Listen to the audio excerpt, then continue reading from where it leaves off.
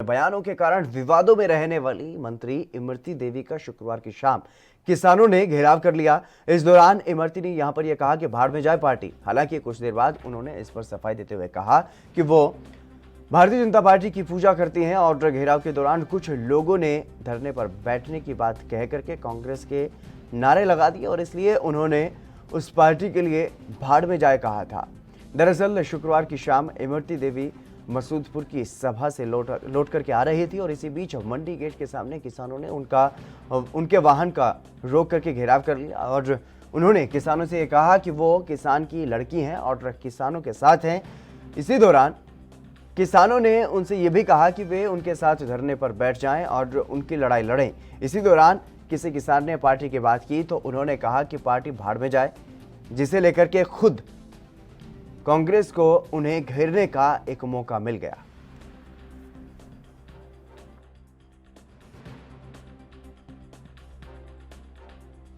जहाँ इमरती देवी खड़ी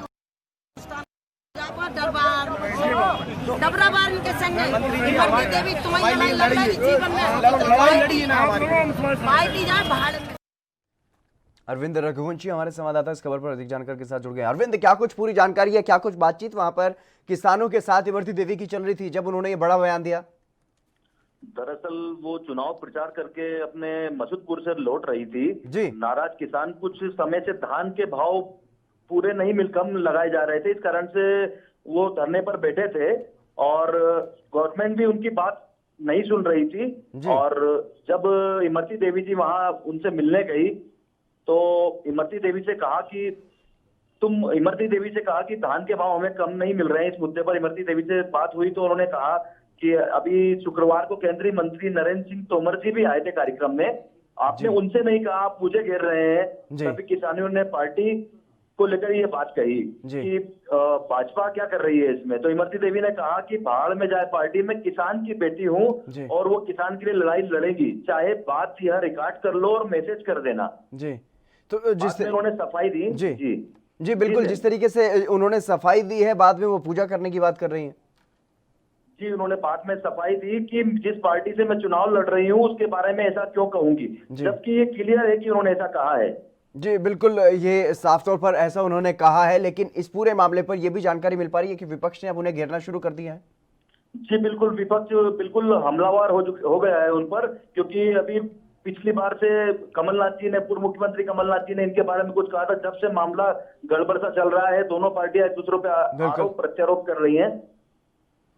बिल्कुल, लेकिन जिस तरीके से बयान सामने आया है कि पार्टी भाड़ में जाए, तो ऐसे में क्या बीजेपी की तरफ से कोई प्रतिक्रिया इस मामले पर सामने आई? नहीं, बीजेपी की तरफ से भी कोई प्रतिक्रिया सामने नहीं आ रही है। बीजेपी बैकफुट पर आ गई है और इमरती देवी जी कह रही हैं कि मैंने ऐसा नहीं कहा है, मेरा कुछ और मतलब था, लेकिन इसको अलग तरीके से पेश किया जा रहा है। तो क्या इस बयान के सामने आने के बाद क्या वहां पर जनता पर क्या जो चुनाव होने हैं उस पर कोई फर्क पड़ता हुआ दिखाई देगा?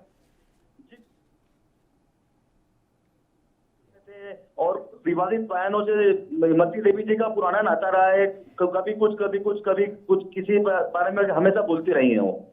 जी, लेकिन अब एक बार फिर से वो कहीं ना कहीं सुर्खियों में जरूर आ गई है, लेकिन इस पर क्या पार्टी की तरफ से कोई कार्रवाई की जा सकती है? ऐसा कोई सूत्रों के हवाले से कोई जानकारी? नहीं, अभी तो ऐसा कोई जानकारी नहीं है, क्योंकि चुनाव है, अभी कोई पार्टी कार्रवाई नहीं करेगी। चुनाव के बाद ही कुछ होगा तो होगा। बिल्कुल, तमाम जानकारी देने के लिए बहुत बहुत शुक्रिया अरविंद जी। तो लगातार जिस तरीके से मध्य प्रदेश में भी उपचुनाव होने हैं और वहां से इस तरीके के बयान जो हैं वो सामने आ रहे हैं, जो सुर्खियां बन जाते हैं। अब इमरती देवी ने एक ऐसा बयान दिया जिसमें उन्होंने पार्टी भाड़ में जाए इस तरीके से कहा है किसानों के साथ बातचीत करते हुए। अब वो सुर्खियों में है और विपक्ष भी उन पर अब हमलावर होता हुआ दिखाई दे रहा है। देश दुनिया की खबरों के लिए ANB न्यूज को सब्सक्राइब करें और बेल आइकन दबाएं।